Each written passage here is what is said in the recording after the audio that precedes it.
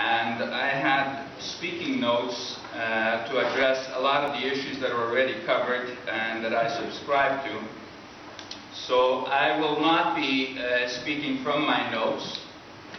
I fear that if I speak from my notes, it being 8:30, I could be like that speaker who once, in front of a crowd, started to speak late in the evening, and he started to speak and kept on going and watched his notes and did not see that in the front row there was an elderly gentleman next to his wife that was slowly falling asleep.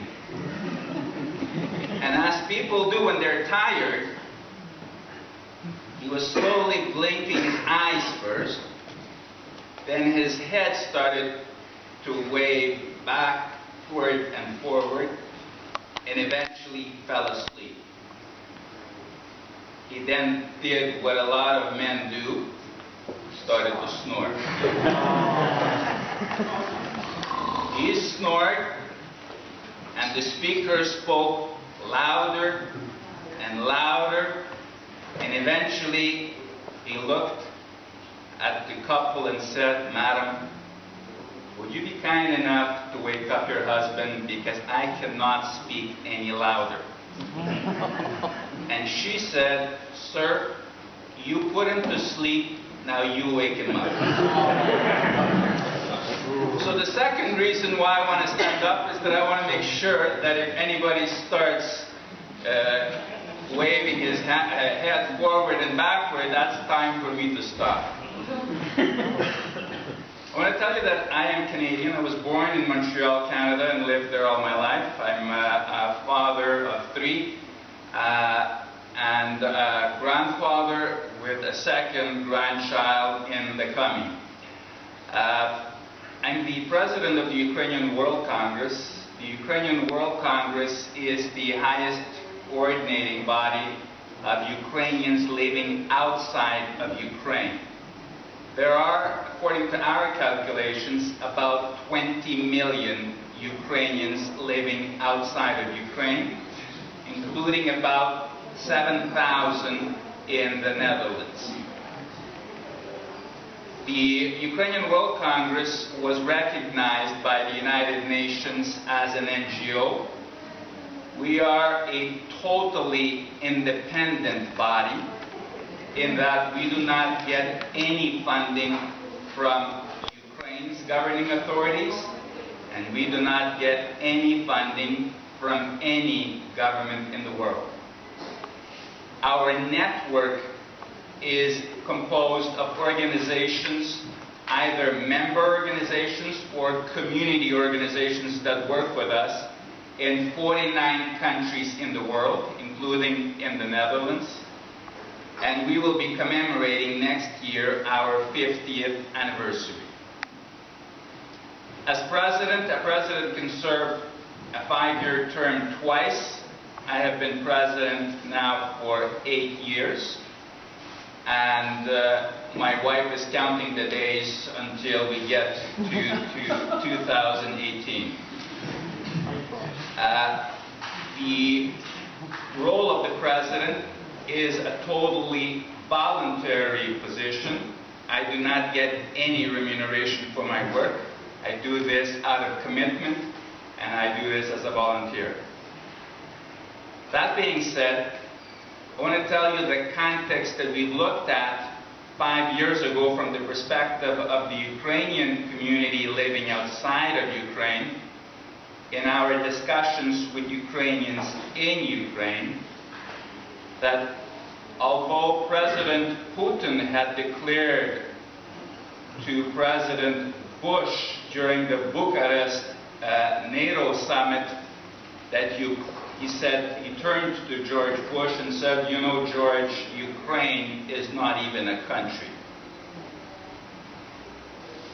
And President Putin clearly did not like what was transpiring with the EU gaining more and more momentum, wanted to recreate the Soviet Union, having very clearly declared that the fall of the Soviet Union was the greatest geopolitical crisis in the 20th century.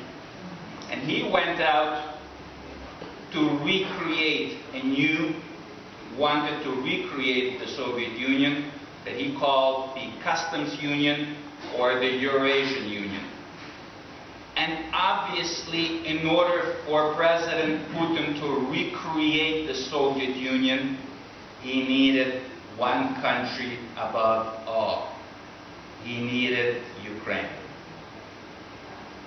I think that many political advisors to various presidents of the United States and the various European leaders know very well that Russia can only be the threatening empire that it was throughout the 20th century, with Ukraine being subjugated and under the Russia's sphere of influence.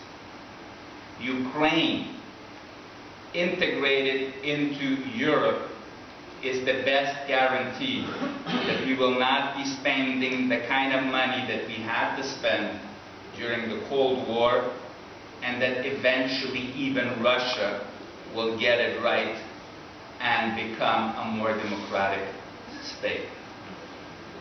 So we set out during that period when President Putin was trying to recreate the Soviet Union, and we had a president in Ukraine, in Viktor Yanukovych, that was essentially leading a government that was both authoritarian and was corrupt. When I was traveling and meeting EU leaders I believe that I have done 25 of the 28 EU member states, most leaders told me during that time, during Mr. Yanukovych's presidency, that Ukrainians need to show to Europe that they embrace European values, that they are truly European, not just by declaration, but by their daily lives. And a week before President Yanukovych was to sign the EU-Ukraine Association Agreement in Lithuania, mostly pressured by Russia, President Yanukovych turned his back on Europe and declared that he will not sign the association agreement in November 2013. That provoked an event that most of you had the opportunity to follow on TV and to read in the news, namely Ukraine's Euromaidan. Essentially, when Ukrainians went a second time to the streets, and eventually on the Maidan, or the square in Kyiv, where people take their future into their own hands and have said very clear to the world and to Europe that notwithstanding the totally unwise decision of President Yanukovych, we Ukrainians want to go forward towards Europe and not backwards to a revamped Soviet Union. And for all of those who keep telling you that Ukraine was divided in that decision, I assure you that on the Euromaidan you had Ukrainians from eastern Ukraine, from western Ukraine, from the north, and from the south. And those Ukrainians stood during the winter months in December 2013, January 2014, in the cold winter months outside, They stood there not to get higher pensions, not to get a higher salary. They stood there for an ideal. They stood there in order to have the right to live in dignity in a democratic European country. For that, they were beaten, kidnapped, tortured, and eventually, at the end, 100 such protesters were killed by sniper fire. Obviously, when President Yanukovych resorted to use snipers against peaceful protesters, well, the obvious happened. The end of that regime. Ukrainians now turn to Europe, and I should add that one of the things that kept Ukrainians strong during that period of time was that various Europeans were coming, including from the Green Party, Rebecca Harms. They were visiting Ukrainians. They stood on the Euromaidan, and they assured the Ukrainian people that Europeans are with them during this period of time. So I can tell you very clearly, first of all, on behalf of Ukrainians both in Ukraine and outside Ukraine, a big thank you. Sometimes we forget to say that. And I want to tell you that when the Maidan won, it was a tremendous victory for Ukraine. It was an important victory for Europe, and it was a huge victory for democracy. And since then, President Putin, according to some very conservative numbers that I've heard during a Senate hearing in the United States, is spending about $1.8 billion to have you believe, first, that Ukrainians are divided, that there's an internal conflict,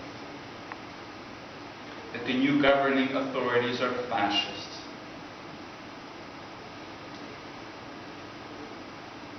that he is sending some little green men that do not come from Russia. I don't know where they come from. If they don't come from Russia, the only other place they could come from is Mars. And that they are essentially there because there's a conflict within Ukraine. And President Putin has clearly declared, even before sending his little green man to Crimea, that he has a right and an obligation to defend Russians and Russian-speaking individuals wherever they may be in the world. And even though Russian-speaking individuals in Crimea said no thank you to him, in a very public declaration that went through social media, he sent his little green man. And if that seems to you the worst, I assure you that it's not just the little green man. He launched against Ukraine a hybrid war. A hybrid war entails not only conventional war, it also entails when you fight in cyberspace, when you disinform the world. And when he eventually was not able, he realized that he could not convince the world that little green men come from the Mars. He publicly then admitted how he orchestrated the invasion of Crimea and how he had a hand in every important decision over that invasion. Afterwards, he also clearly advised the international community, or realized actually that notwithstanding his advice to the international community that the leaders in Ukraine were fascists, leaders from the EU, leaders from the United States, from Canada, from Australia, have essentially told the international community that the current authorities in Ukraine were properly elected and that they are no fascists, that they are democrats, and that they are truly interested in transforming the country into a truly European country. So the only thing left for President Putin is to convince you today that Ukraine is a failed state. That notwithstanding everything that is being told to you, that Ukraine has not changed, that it is corrupt, that this is a dangerous place, that there are internal conflicts, in order for you to let go. When the association agreement was signed and ratified by all 28 EU member states, including the Netherlands, he is using resources and money to convince you to vote against this agreement. Why? For a simple reason. If the referendum does not pass, we will create for Ukraine again a long period of uncertainty where Ukraine will not know whether it's moving forward or backwards. And unfortunately, as one of the top advisors of President Putin has publicly stated about a year and a half ago, saying that Ukrainians may want as much as they wish to go forward towards Europe, at the end of the day, Europe does not want Ukraine. I ask you to prove him wrong on April 6th. I'm saying that today, one can take a look at the association agreement. I'm a lawyer by profession, so it's very difficult for me, actually very tempting, I should say, for me to analyze this with you clause by clause. But somebody will definitely fall asleep. That is why I'm going to tell you something that you need to remember about the association agreement. As was already said, this agreement is definitely not about Ukraine becoming a member of the EU. There's not a single provision in that agreement that provides that. And anybody that tells you differently is misleading. This agreement is not about an additional financial package to Ukraine. Europe and various Western countries have been very generous to Ukraine, both in loans and in grants, but this agreement has no financial package for Ukraine. And anybody that tells you differently is misleading. This agreement is not about opening the doors to the 1.5 million Ukrainians that are internally displaced because of Russia's aggression in eastern Ukraine, and that as soon as the agreement is signed, that the doors open for them. There's not a single provision in that agreement that provides for that. And anybody who tells you differently is misleading.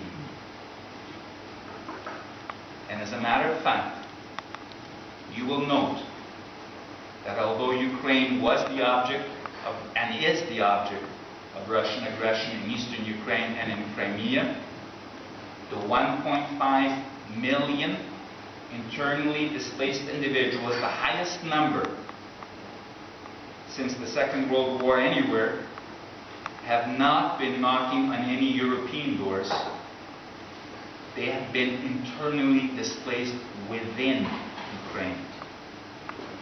And many have already returned to their homes, and others have resettled thanks to their fellow Ukrainians in other parts of Ukraine, either permanently or temporarily, until the situation in eastern Ukraine becomes safer and they can, like others, return to their homes. And finally, Ukraine is not about joining NATO. There's not a single provision in that agreement that provides for that. Ukraine has a serious problem with corruption. This was ingrained with over half a century of Soviet subjugation, corruption, and you do not fight that type of corruption overnight. As I've said to many politicians, even God needed 7 days to create the world. Ukraine will need a bit of time to overcome the corruption that exists in Ukraine. But contrary to what is being told to you by those who advocate for Ukraine being a failed state, I can tell you that various measures have been taken to fight corruption. There's an anti-corruption bureau and agencies that have been created. There's a new police force that is in place and will be by spring of 2016 in 29 Ukrainian cities. There are 300 registers that are being put into place in order to make all transactions involving the government transparent. Already 20% of the data regarding government transactions are on e-data.